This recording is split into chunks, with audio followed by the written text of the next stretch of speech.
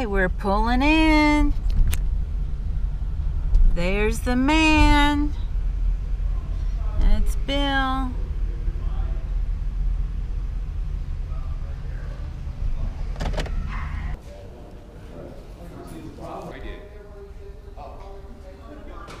And the solar controller, probably try to fit it up here or right there. It's pretty heavy.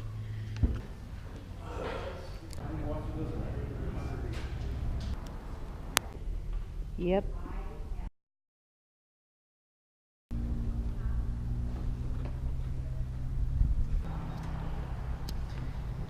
We're just relaxing here, waiting for the van to get done.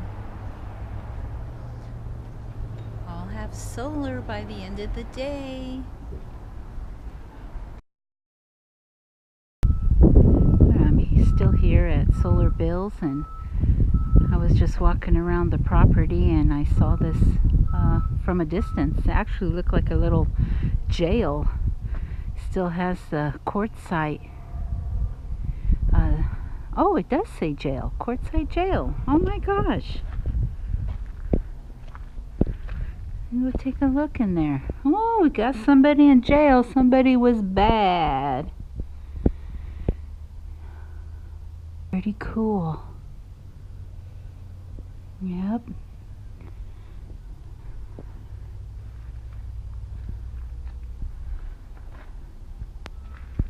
This is the real deal. Wonder how old it is. It's pretty cool. It's here on the property. Huh. Very cool stuff. But that was the Quartzite jail. It was just a one-room cell.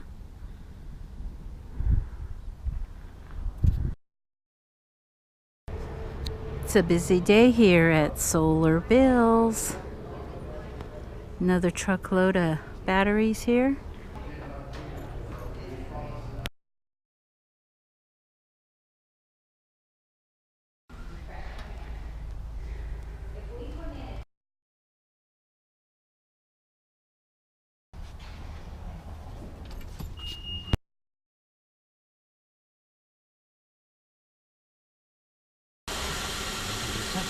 The temp sensor is gonna, it just look like.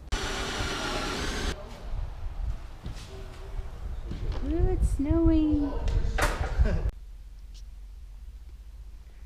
Well, we're almost done with my solar install, and it's about 7 p.m. They worked for, I think, about 8 hours on my van, and it's time for some pizza from Silly Al's, and I hear this is the best pizza in town. So, is that how I lay it out? I don't tilt it or anything like that, or? Always tilt it toward the sun. Okay. There she is. So if Okay. you wanted to, yes. Any way you can get a better. Now your ones on your roof are permanently fixed, so they can't tilt. Therefore, you know, parking is going to be the best way to get your sun. Batteries.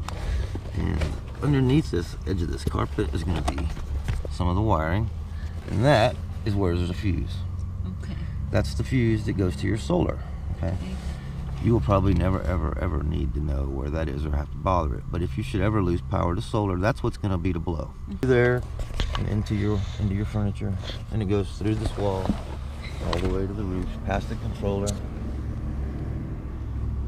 through all this cabinetry and up into the roof, and you can't see any of it. Looking in the cabinetry, you can't see it. Yeah, really good job. And your controller is online now, and it's telling you through its little icons that it's charging. You see the solar panel, and it's got an animated arrow showing you that you're putting juice in the battery, and then that turn is also powering the light bulb. That little light bulb is this, and it's coming off of this auxiliary side here of your charger. You can put anything on that, a light bulb or a charger or anything like that, and it can be turned off and on, but basically I've just got it left on so you can use it as a charger.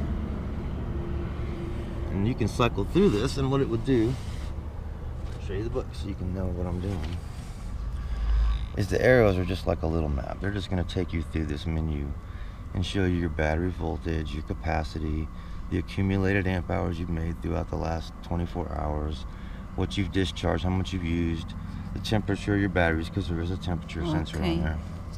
And that's all the little arrows are going to do. Most times you're just going to leave it right there. And you don't have to do anything. It's entirely automatic. It'll shut down when it needs to. It'll boost up when it needs to. It'll drop voltage when it has to. And you're getting the best possible charge because you're MPPT. So that being said, I've got you out right now and you're putting in, let's see what we got here. 20 Celsius your batteries are right now. I guess that parameter can be changed. And it's cycling through it. 1 amp hour is what you put in this morning. You're at 32.2 volts, so it's barely charging at all right now. You're full. Oh, okay. And then these keys over here take you sideways through the menu, but you gotta be, let's see, go up. And we're gonna get back to that, and then go sideways. And it's going to take us through.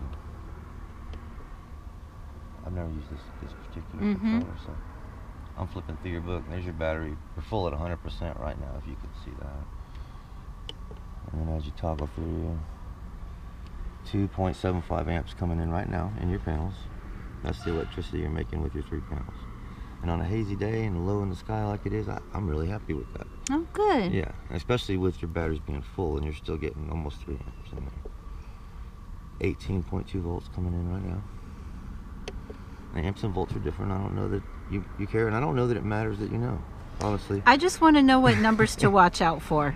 You don't want this to ever drop down close to 12, like 12.1. Okay.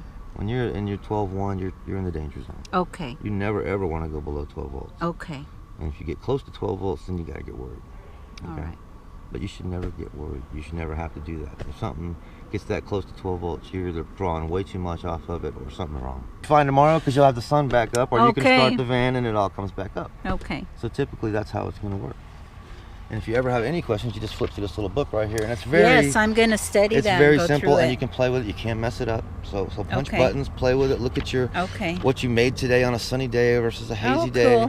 Run your lights. I'll do a little log in the beginning just to keep track of how it's all going. So I believe your panels were 100 watts each. Yes. And we put 300 watts of solar up here.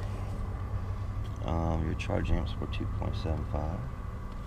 Your voltage was 18.2. This time of day is, well, it's early, it's 9:30 in the morning.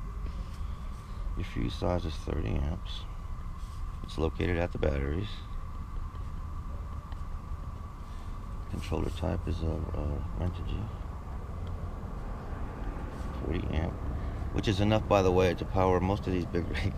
It's a lot of power, the 40 amp. You got plenty of power. Okay. And the batteries have been checked. You've seen the voltage. They're very good.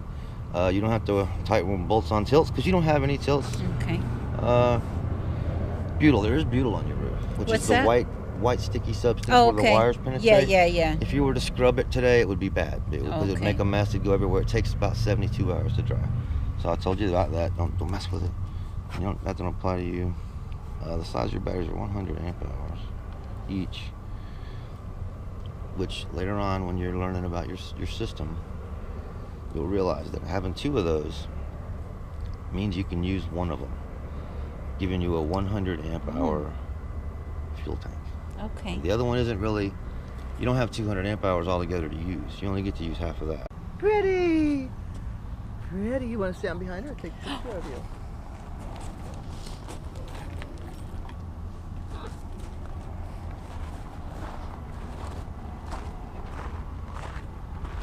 Hi!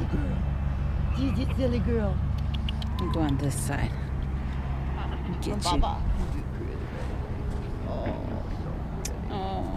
Oh, she sucks on her tail. She lays upside down, sucks on her toes and her tail. That's from raising her like a baby.